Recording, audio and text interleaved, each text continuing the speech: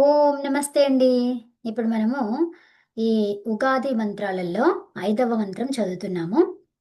ఓం ద్వాదశారం నహి సద్దజ్జరాయ పర్వర్తి చక్రం పరిద్యామృతస్య ఆపుత్రాగ్నే మిథునాసో అత్ర సప్తశతాని వింశతిశ్చ తస్థుః.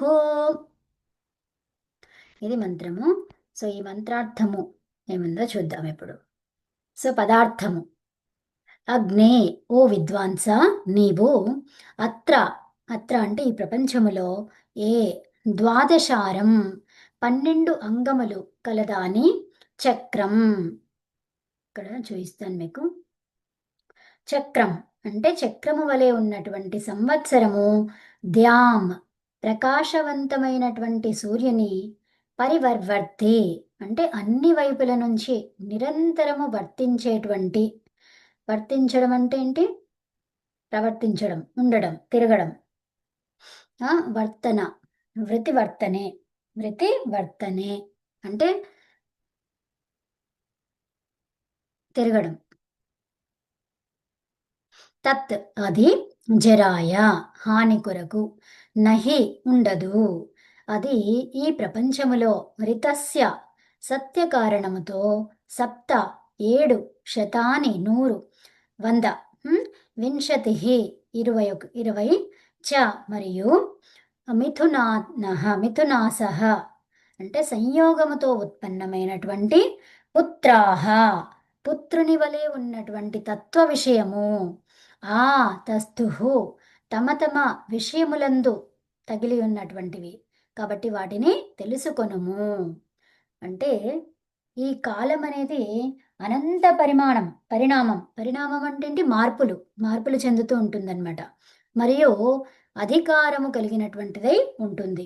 కాబట్టి దానికి ఉత్పన్నము అనేది లేదు, వినాశనము లేదు, రెండూ లేవు. ఈ కాలానికి ఉత్పన్నము లేదు, వినాశనము లేదు. అంటే కాలం అనేది అనంతం.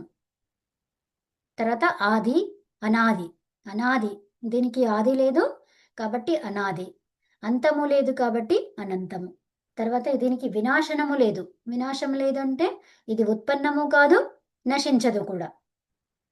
ఈ జగత్తు కారణమనందు 720 జాతత్వములు అంటే సూర్యులు ఏవైతే ఉన్నాయో అవి కలిసి స్థూలముగా ఈశ్వరుడు నిర్మించిన యోగముచే ఉత్పన్నమైనవి. వీటన్నిటినీ ఎవరు సృష్టించారు అంటే భగవంతుడు. ఈ భగవంతుడు కొన్ని పదార్థాలను కలిపి కొన్ని ఇంకా పదార్థాలను తయారు చేశాడనమాట. అయితే వాటి కారణము జన్మరహిత నిత్యములై ఉన్నవి. ఎంతవరకు వేర్వేరుగా ఈ తత్వాలను ప్రత్యక్ష రూపమున తెలుసుకోలేమో, ఈ తత్వాన్ని మనం తెలుసుకోలేమో, ప్రత్యక్షంగా మనం అనుభూతిని పొందలేమో, అంతవరకు విద్యల వృద్ధి కొరకు అంటే అంతవరకు తెలుసుకోనంత వరకు మనుష్యులు ప్రయత్నం చేస్తూనే ఉండాలి అని చెప్పేసి ఇది ఈ మంత్రం ద్వారా మనకు చెప్పడం జరిగింది. అంటే ఇదంతా కూడా ఈ పరిణామము, తర్వాత మార్పులు అది కాలం యొక్క మార్పు, తర్వాత ఈ ఉత్పత్తి, వినాశనము లేదు అంటున్నాము. ఈ జగత్తు ఇన్ని సంవత్సరాలు 720 ఈ జాతతత్వములు ఉన్నాయంటున్నాము. ఇదంతా కూడా మరి భగవంతుడు కొన్ని పదార్థాలను కలిపి, ఏంటి? సత్వ, రజస్తమ ఈ పదార్థాలను కలుపుతూ కొన్నిట్లో ఎక్కువగా, తక్కువగా చేస్తూ కొన్ని అలా ఈ సూక్ష్మమైనటువంటి పదార్థాలను, మూల పదార్థాలను ఉపయోగించి ఈ సృష్టి రచన చేశాడు. మనకి కనిపించేటువంటి ప్రకృతిని నిర్మించాడు. ఆ ప్రకృతి నిర్మాణం ఎందుకోసము, ఎవరి కోసము అంటే మానవుల కోసము, జంతువుల కోసము, జీవరాశుల కోసం. కాబట్టి ఈ జీవరాశులు మరి ఎందుకు అంటే ఇదంతా తెలుసుకుని, ఇదంతా అనుభవిస్తూ ఆ విషయాన్ని, మూలతత్వాన్ని తెలుసుకోవాలి. ఈ తత్వాలను ప్రత్యక్షం చేసుకోవాలి. ఆ ప్రత్యక్షం చేసుకోనంత వరకు ఈ మనిషి జన్మ వస్తూనే ఉంటుందన్నమాట. జన్మలు వస్తూనే ఉంటాయి. అయితే ఇది మొత్తం సాక్షాత్కారము, భగవంతుని రచన. అసలు ఏంటి ఇదంతా తెలిసిన తర్వాత మనకు ఇంకా ఉండదు, ఏముండదంటే జన్మ ఉండదు. ఇంకా మొత్తము మోక్షంలో ఉంటాం. మోక్షం అంటే పరాంతకాలం వరకు మనకు మోక్షము ఉంటుందన్నమాట. సో అంటే చాలా సంవత్సరాల వరకు మనకి మోక్షము ఉంటుంది. అంటే జన్మ ఉండదు. ఆత్మ అలాగే ఉండిపోతుంది. సో, ఎలా ఉంటుంది మరి ఆత్మ? అది ఆత్మ జ్ఞానముతో ఉన్న ఆత్మగా ఉంటుందది. ఓకే. తర్వాత ఇప్పుడు 6వ మంత్రము చూద్దాము. ఇది 6వ మంత్రము పంచపాదం. అది ఓకే. పంచపాదం పితరం. ఓకే. ॐ पञ्चपादं पितरं पितरै ॐ पञ्चपादं पितरं द्वादशाकृतिं दिव आहुः ఆహుః పరే అర్ధే పురీషిణం. ఇది ఎలా చదవాలి అంటే ఇక్కడ పా ఉంది కాబట్టి ఈ సున్నాను మాగా పలకాలి. ఇక్కడ దా ఉంది కాబట్టి త థ ద ధ నా పంచమ వర్ణం. సో పితరన్ అలా. సో ఇక్కడ కూడా దా ఉంది కాబట్టి ఇక్కడ నా. ఓకే. సో ఇక్కడ పా ఉంది. సో పా అంటే ఏంటి? పరే అంటున్నాం. అంటే పకారం. ఉపపద్మానీయం అంటాం దీన్ని.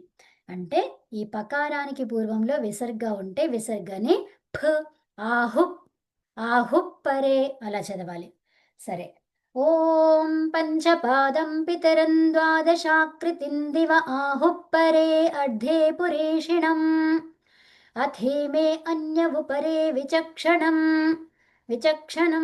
నా విచక్షణన్ అథేమే అన్యవుపరే విచక్షణన్ సప్తచక్రే షళర ఆహురర్పితం.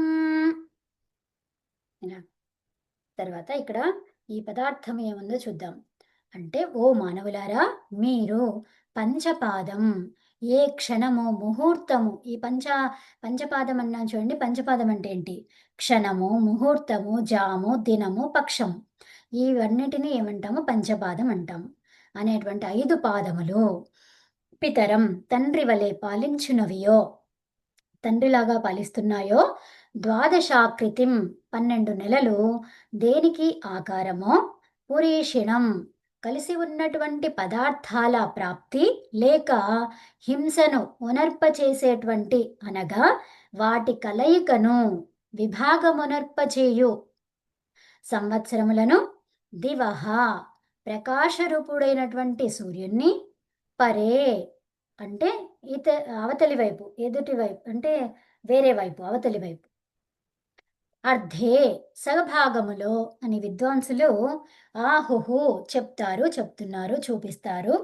అథ ఆ పిదప దాని తర్వాత ఈమె ఈ అన్యే విద్వాంసులు షలరే అంటే దీని యందు 6 ఋతువులు చక్రరూపము అంటే సప్త చక్రే 7 చక్రములు భ్రమణమునర్చు పరిధి కలదు వాటికి భ్రమణము చేసేటువంటి పరిధి కలదు. కాబట్టి అట్టి ఉపరే మేఘమండలమున విచక్షం వానుల విషయమును అర్పితం స్థాపితము ఆహుహు అని చెప్పి దానిని తెలుసుకోవాలి అంటున్నారు. అని దానిని ఏదైతే చెప్తున్నారో దానిని మనము తెలుసుకోవాలి. ఓ మనుష్యులారా భగవంతుడు ఉపదేశం చేస్తున్నాడు. ఏమని మనకు ఉపదేశిస్తున్నాడు. ఓ మనుష్యులారా ఈ మంత్రములో కాలము యొక్క అవయవములు అనుదాని ఉద్దేశ్యమున ఏ ప్రభువు ఏకరసముగా ఉండు సనాతన కాలములో సమస్త ప్రపంచము యొక్క ఉత్పత్తి స్థితి ప్రళయముల అంతమున లబ్ధమగునట్టి దాని సూక్ష్మత్వముచే బోధించెను. ఆ కాలం యొక్క బోధ కఠినమైనదిగా ఉంటుంది. దీనిని అతి ప్రయత్నంతో తెలుసుకోవాలి. చాలా ప్రయత్నం చేసి తెలుసుకోవాలి. మరి ఇది ఎలా తెలుసుకోబడుతుంది అంటే యోగ సాధన అనేది అనివార్యం. యోగ సాధన ద్వారా మనము ఇది ఈ ఈ సృష్టి నిర్మాణము ఈ సూక్ష్మతత్వము ఇదంతా కూడా ఏంటి అనేది మనకు అర్థమవుతుంది. యోగ సాధన అష్టాంగ యోగ సాధన ఉంది కదా. సో దాని ద్వారా అనమాట యోగ సాధన అంటే ఇప్పుడు మామూలుగా అందరికీ ఎలా అయిపోయిందంటే యోగాసనాలు చేయడము ప్రాణాయామం చేయడము అది అన్నట్టు అనుకుంటున్నారు. కాదు, యోగ సాధన అంటే మొత్తం అష్టాంగ యోగం అనేది ఉంది కదా. మహర్షి పతంజలి చెప్పినటువంటి యోగ దర్శనం ఉంది కదా. సో అది యోగ దర్శనంలో చెప్పిన విషయాలను మనము తెలుసుకొని దాని విధంగా మనము అవలంబించినట్లయితే ఇవన్నీ విషయాలను ప్రయత్నముతో మనము తెలుసుకోగలము, సాక్షాత్కరించుకోగలము. తర్వాత పంచారే అనేది ఒక మంత్రం ఉంది. ఇప్పుడు ఈ మంత్రము చూద్దాం.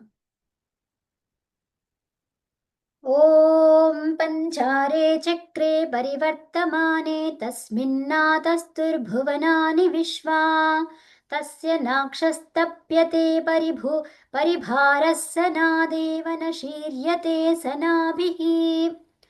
ఇది. సో ఇక్కడ ఈ మంత్రంలో ఏమంటున్నారు భావార్థము.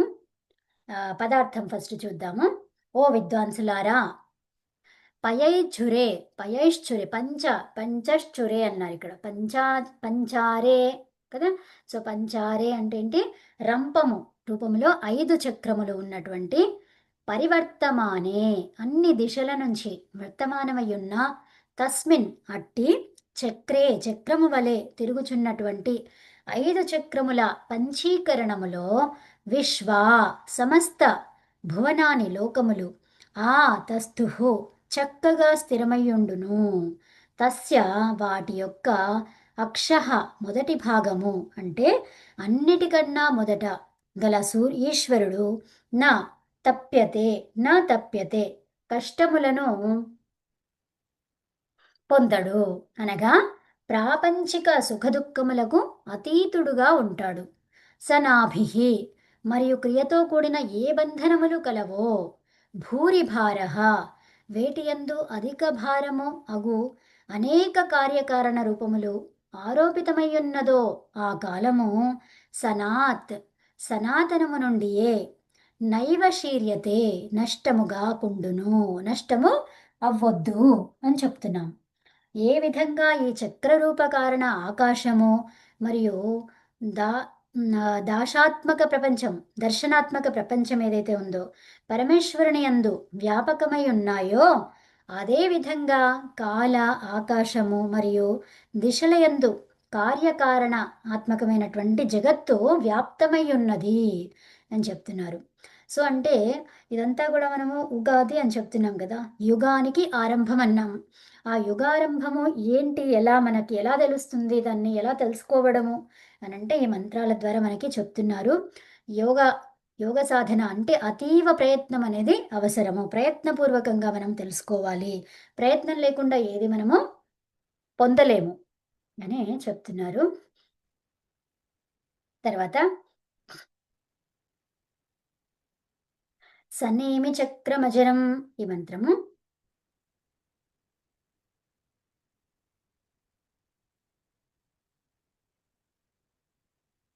ఓం సనేమి చక్రమజరం వివావృత ఉత్తానాయాం నాయాన్ దశయుక్తా వహంతి సూర్యస్య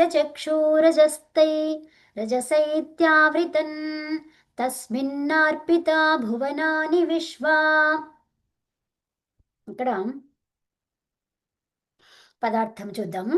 ఓ మనుష్యులారా, సనేమి అంటే సమానమైనటువంటి రథచక్రపు చుట్టూ నాభిగల, అంటే అజరం. నాభి అంటే ఈ స్థానం ఏదైతే మూల స్థానం ఉంటుందో అది అజరం, వృద్ధత్వం. అజరం అంటే ఏంటి? ఈ జరం అంటే ఏంటి? వృద్ధత్వం. అజరం అంటే వృద్ధత్వం లేకుండా ఉండడం. చక్రము వలె ఉన్నటువంటి కాలచక్రము. ఉత్తానాయాం ఉత్తమముగా గమనమునర్చేటువంటి జగత్తులో వవృతే విశేషించి తిరిగి వస్తూ ఉంటుందన్నమాట. ఆ కాలచక్రమును వవృతే అంటే తిరగడం అనమాట. అంటే విశేషంగా తిరుగుతుంది. ఆ కాలచక్రమును 10 ప్రాణములు యుక్తాహ కలిసి వహంతి నడుపుతాయి. అవి సూర్యుని చక్షు అంటే వ్యక్తి వస్తువులను ప్రత్యక్షపరచు భాగము రజస లోకములతో కూడినటువంటి ఆవృతం అన్ని దిశల నుంచి ఆవరణమును ఏతి ప్రాప్తించుకొనును అనగా కప్పివేస్తుంది. అస్మిన్ దాని యందు విశ్వా సమస్త భువనాని భూగోళములు అర్పిత స్థాపితమై ఉన్నవని తెలుసుకోవాలి. అంటే ఏ పరమేశ్వరుడు నిత్యుడు సమస్త లోకాలకు ఆధారంగా ఉండి సమయాలను ఏర్పరిచినాడో అట్టి కాలము యొక్క నడక చేతనే సూర్యుడు మున్నగు లోకములు ప్రకాశిస్తున్నాయని చెప్పేసి మనము తెలుసుకోవాలి అని చెప్పేసి భగవంతుడు మనకు ఉపదేశిస్తున్నాడు, చెప్తున్నాడు. ఉపదేశం అంటే ఏంటంటే ఇవన్నీ విషయాలు మనకు చెప్తున్నాడు అనమాట. ఏ పరమేశ్వరుడు నిత్యుడు అంటే ఆయనే పరమేశ్వరుడు అయితే మరి ఆయన ఎందుకు ఇలా చెప్తున్నాడు, నేను అని చెప్పట్లేదు ఎందుకు అంటే ఏ శక్తి ఏదైతే ఉందో, శక్తి ఏదైతే ఉందో ఆ శక్తి అనేది నిత్యము, సమస్త లోకాలకి ఆధారంగా ఉంది. మళ్ళీ సమయాలను ఇవన్నీ కూడా ఎవరు ఏర్పరుస్తున్నారు, ఈ కాలమానాన్ని ఎవరు చెప్తున్నారు, ఈ లోకం గురించి ఎవరు లోకంలో ఉన్నటువంటి ప్రకాశం ఎలా వస్తుంది, ఇవన్నీ మనము తెలుసుకోవాలి. ఈ తెలుసుకోవాలంటే ఏం చేయాలండి, యోగాంగము. యోగాంగాలు ఏమున్నాయి, అష్ట అష్ట యోగాంగాలను తెలుసుకోవాలి. దాని ద్వారా మనకి ఇది మనం పొందవచ్చు. ఆత్మను పరమాత్మను దర్శనం చేసుకోవచ్చు. ఆ దర్శనం చేసుకున్న తర్వాత పరమాత్ముడు మనకి దర్శనమైన తర్వాత ఏమవుతుంది, ప్రకాశం, మొత్తం ప్రకాశం, ఇదంతా సృష్టి ఎలా అనేది అంతా కూడా మనకి అవగతం అవుతుందన్నమాట. తర్వాత ఓం సంవత్సరస్య ప్రతిమాం అన్నారు ఇక్కడ. సో ఈ మంత్రము చూద్దాం. ఓం సంవత్సరస్య ప్రతిమాం ప్రతిమాయ ఇలా చెప్పాలి. ఓం సంవత్సరస్య ప్రతిమాయి యాన్ త్వా రాత్రిపాస్మహే సాన ఆయుష్మతీం ప్రజాన్ రాయస్పోషేణ సంసృజా. సంసృజా సన్ అలా నా తర్వాత ఇక్కడ పదార్థములో ఏం చెప్పారు, రాత్రి సుఖదాయిని దుఃఖహారిణి అయినటువంటి రాత్రి రూప ప్రకృతి, ఆ ప్రకృతిని మనము సంబోధిస్తూ మాట్లాడుతున్నాము. యథారూప నివాసము ఇచ్చు పరమేశ్వరుని ప్రతిమాం ప్రతిరూప లేక ప్రతినిధి యాం సర్వత్ర వ్యాపిని త్వా నిన్ను ఉపాస్మహే మేము ఉపాసిస్తున్నాము, సా ఆ లక్ష్మి అయినటువంటి నీవు నహ మాకు ఆయుష్మతీం ఆయుష్ను చిరంజీవులమయ్యే విధంగా ప్రజలకు రాయ అంటే ధనమండి, ధన ఐశ్వర్యాలను పోషేణ వృద్ధితో పాటు సంసృజ సమకూర్చుము అని చెప్పేసి సవ్యంగా సంసృజ తర్వాత మనకి చాలా చక్కగా సమకూర్చమని చెప్పేసి కోరుకుంటున్నాం.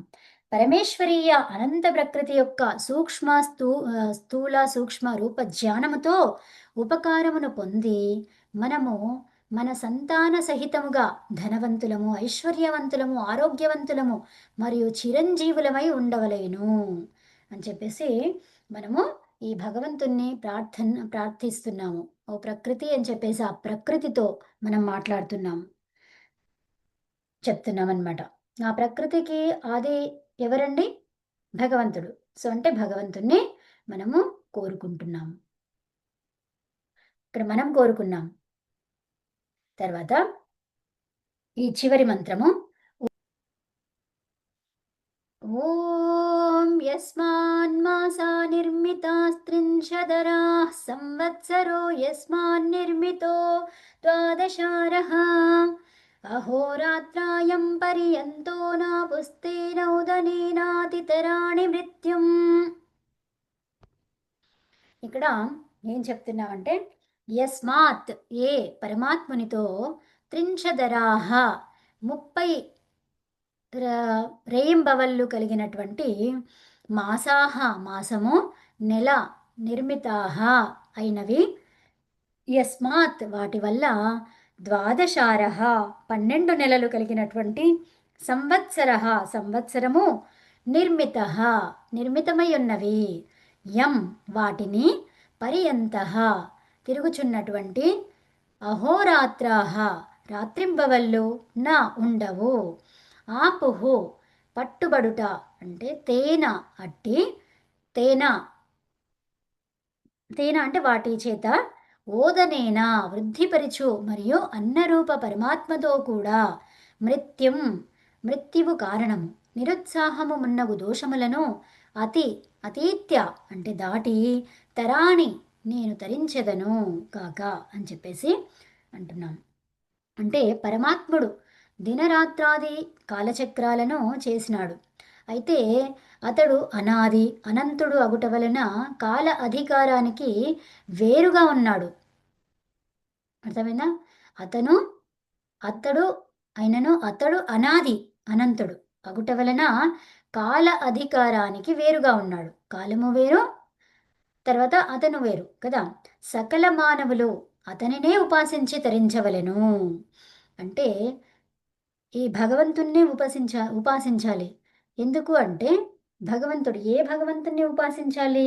ఎవరికైతే ఈ శక్తి ఉన్నదో, ఆ శక్తి ఉన్నటువంటి పరమాత్ముణ్ణి మనం ఉపాసించాలి అని చెప్పేసి ఈ ఉగాది మంత్రాల యొక్క భావము. ఓం నమస్తే అండి. ధన్యవాదాలు.